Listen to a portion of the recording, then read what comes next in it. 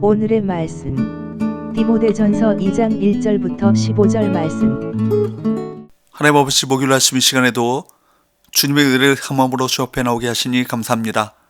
이 시간에도 우리 모두에게 말씀을 통해 하나님의 음성을 들려주옵소서. 예수의 이름으로 기도합나이다. 아멘. 할렐루야. 추석 명절 잘 보내고 계십니까? 할렐루야. 성경 성도 여러분, 오늘도 하나님의 은혜와 평강이 가득한 하루가 되시길 축복합니다. 오늘 우리에게 주시는 하나님의 말씀은 디모데전서 2장 1절에서 15절 말씀입니다. 디모데가 사역해야 했던 에베소는 그리스의 우상들로 가득한 곳이었고, 유대인 출신 성도들 중에서는 그리스의 헬라 문화에 대한 적개심 때문에 유대 문화를 강하게 주장하는 자들도 많았습니다. 이들을 신화와 족보에 몰두하는 자들이라고 규정한 바울은 이들로 인해 혼란스러운 에베소 교회를 바르게 세우기 위해 디모데가 무엇에 집중해야 하는가를 교훈합니다. 본문 2장 1절은 어떻게 시작합니까? 내가 첫째로 권하노니. 그런데요, 이 말씀 앞에 디모데전서 1장 마지막 부분에는 이런 내용이 있습니다. 디모데전서 1장 18절 19절 아들 디모데야, 내가 내게 이 교훈으로서 명하노니 전에 너를 지도한 예언을 따라 그것으로 선한 싸움을 싸우며 믿음과 착한 양심을 가지라. 어떤 이들은 이 양심을 버렸고 그 믿음에 관하여는 파선하였느니라. 바울은 이 땅에서 말씀을 따라 선한 싸움을 싸우며 믿음과 착한 양심을 가지라고 하는데, 그렇게 말하면서 내가 첫째로 권하노니 이렇게 말씀하고 있는 것입니다. 여기 계속되는 교훈에 둘째, 셋째가 없는 것으로 미루어 여기서 첫째의 의미는 우선순위에 대한 강조입니다. 우리가 말씀을 따라 선한 싸움을 싸우며 믿음과 착한 양심을 가지고 목회를 감당하게 될 때 무엇보다도 중요한 것이 있는데, 그 우선순위는 무엇이냐? 그것은 기도라는 것입니다. 바울은 1절에서 기도의 종류에 대해 말씀하고 있습니다. 1절, 그러므로 내가 첫째로 권하노니 모든 사람을 위하여 간구와 기도와 도구와 감사를 하되. 먼저 기도의 네 종류를 소개하고 있습니다. 교회에서는 간구, 기도, 도구, 감사의 기도가 언제든 흘러나와야 합니다. 간구란 절박한 상황에서 간절히 구하는 기도입니다. 응답이 이루어질 때까지 낙심하지 않고 부르짖는 기도입니다. 기도란 일반적으로 생각하는 기도를 말하는데, 특별히 하나님께 아뢰며 드리는 모든 기도를 말하며 치밀한 하나님과의 교제를 뜻합니다. 도구란 표준 세번역 성경에 보면 중보기도라고 번역한 말입니다. 하나님과 사람, 하나님과 세상 사이에서 중보하며 기도하는 것입니다. 감사란 베풀어 주신 은혜에 감사하는 기도입니다. 여전히 문제는 남아있지만 하나님께서 함께 해주시고 문제가 해결될 것을 믿으면서 감사는 믿음으로 드리는 기도입니다. 교회에서 기도한다고 할 때 간구, 기도, 도구, 감사 기도가 자연스럽게 흘러나와야 합니다. 성도는 이런 기도와 함께 사역해야 합니다. 모든 사람을 위해 기도하고, 특별히 2절을 보면 임금들을 비롯한 높은 지위에 있는 사람들을 위해 기도하라고 권면합니다. 임금들과 높은 지위에 있는 사람들을 위하여 기도를 하면 박해중에 있지 않고 평안한 생활을 하게 될 것이라는 말씀입니다. 그뿐 아닙니다.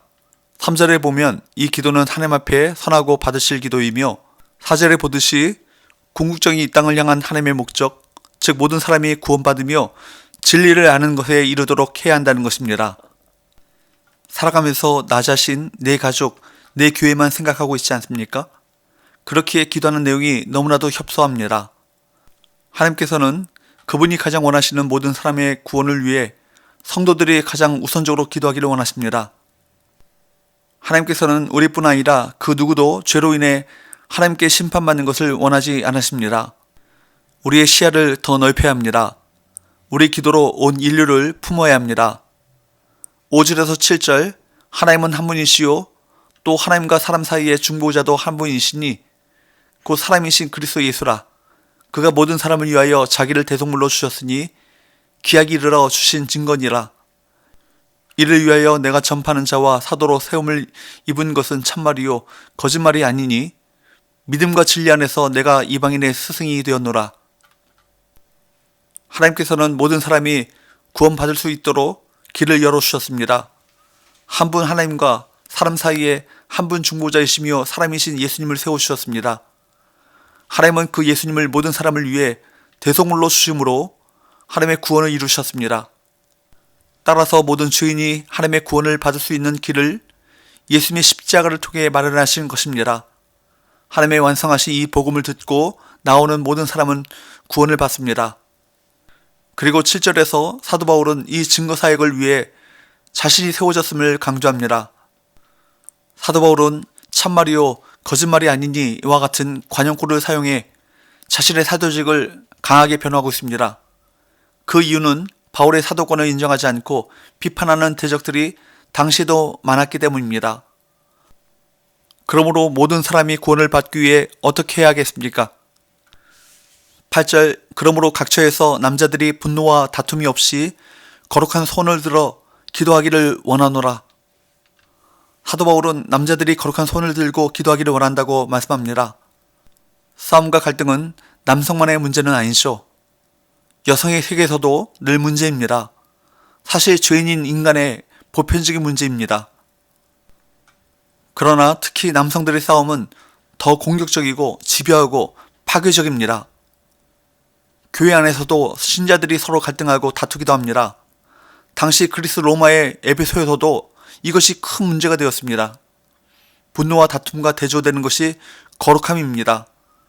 하나님 앞에서 겸허한 자세를 취하고 그분을 인정하기 위해 손을 들어 기도하는 거룩함이 있다면 사람들과 싸울 수 없습니다. 분노가 치솟아 오를 때 하나님의 처사에 모든 것을 맡기며 마음을 쏟아 기도해 보십시오.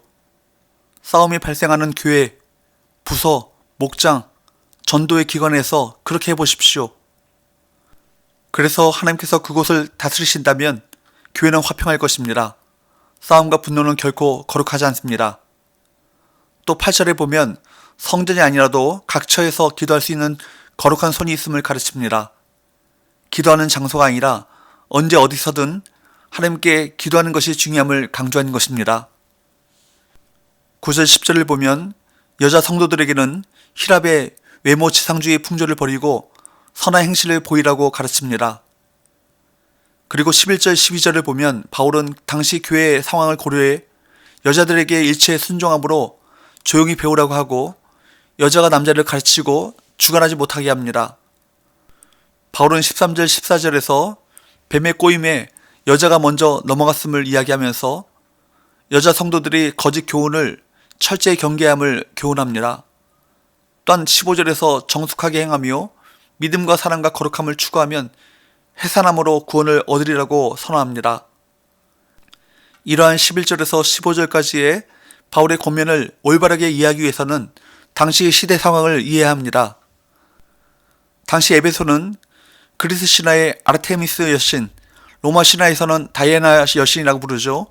이 아르테미스 여신을 숭배하는 신조도 있었고 여자들이 주도적인 역할을 했습니다.